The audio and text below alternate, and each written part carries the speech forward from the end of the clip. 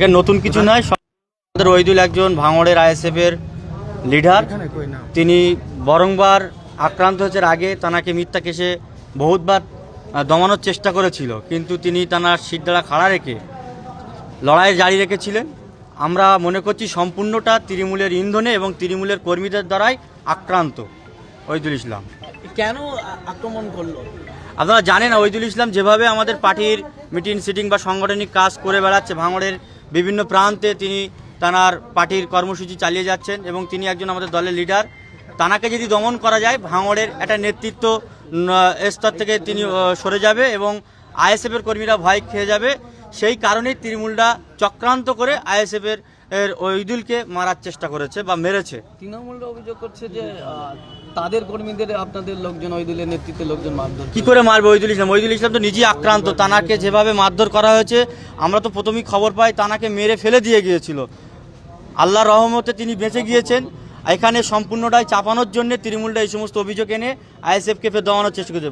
বর্তমান সময়ে আইএসএফরা কোনো রকম ভেবে বা বিগত দিনও আমরা কোনো রকম ধরে তৃণমূল কর্মীদের প্রতি কোনো ভেবেই আমরা আক্রান্ত বা কোনো মারধরে ঝামেলায় যাইনি।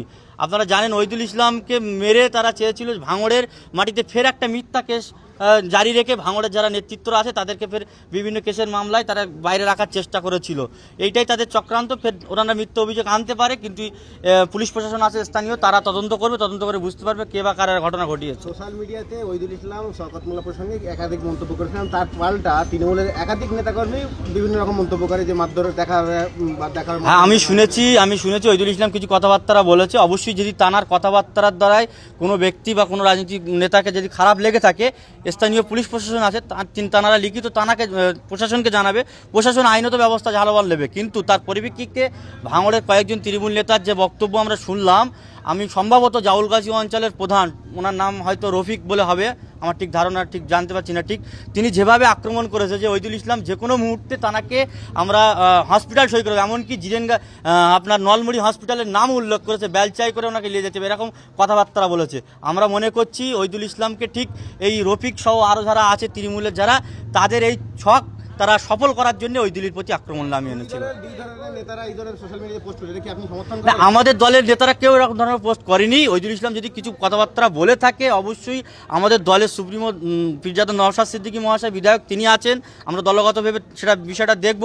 সাথে সাথে স্থানীয় পুলিশ প্রশাসন আছে, তাঁরা দেখবেন। আপনারা জানেন বিগত কয়েকদিন আগে নওশাদ সিদ্দিকী যখন লালবাজারে অ্যারেস্ট হয়েছিল, একজন মহিলা, আমাদের মহিলা কর্মী, তিনি একটা অবাঞ্ছিত বক্তব্য রেখেছিলেন, তার কারণে তার বাড়ি নোটিশ পাঠানো হয়েছিল। কয়েকবার পুলিশ তার বাড়িতে রাত্রেবেলা ঘেরাও করেছিল।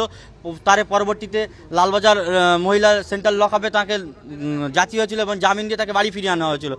এনার ভাষার দ্বারা যদি তেমন কোনো কারোর ব্যক্তিগত আক্রমণ হয়ে থাকে, আইন আছে, প্রশাসন আছে, আমরা এই প্রশাসনের প্রতি কোনো রকম আস্থা ভরসা রাখতে পারছি না। যেখানে পুলিশ প্রশাসনের কাজ ছিল ওইদুল ইসলাম যদি কোনো রকম অবঞ্চিত কথাবার্তা বলে থাকে, আইনের দ্বারস্থ হওয়া বা আইনে দিয়ে নোটিশ দিয়ে তাকে কোর্টে হাজির করানো, সেখানে তৃণমূলটা মেরে কিভাবে এরকম ঘটনা ঘটাচ্ছে। ঠিক কয়েক ঘন্টার মধ্যে এই ঘটনা ঘটেছে। রফিক যারা আছে তাদের বক্তব্য আপনারা শুনেন বা স্থানীয় প্রশাসনকে বলবো আপনারা তাদেরকে মার্ক করুন। আমরা অবশ্যই অভিযোগ দায়ের করব বা করব বলে আমরা প্রস্তুতি নিচ্ছি। অল্প কয়েক মিনিটের মধ্যে আমরা থানার দ্বারস্থ। তার পক্ষে না, আমরা সমাজ ব্যবস্থা পরিবর্তনের জন্য এসেছি, রাজনীতি করতে এসেছি এবং এই মারধর বোমগুলদিকে পরিবর্তনের রক্ত ঝরানোর জন্য আমরা আসিনি। আমরা অবশ্যই যে ঘটনাটা ঘটিয়েছে ন্যায় বিচারের দাবিতে আগামীতে দলগতভাবে আমরা সিদ্ধান্ত নেব। প্রয়োজনে ভাঙড়ের বিভিন্ন প্রান্তে আমরা রাস্তা অবরোধ করব, যদি পুলিশ প্রশাসন ঠিকভাবে যদি এই সমস্ত যারা দুষ্কৃতীরা এই ঘটনা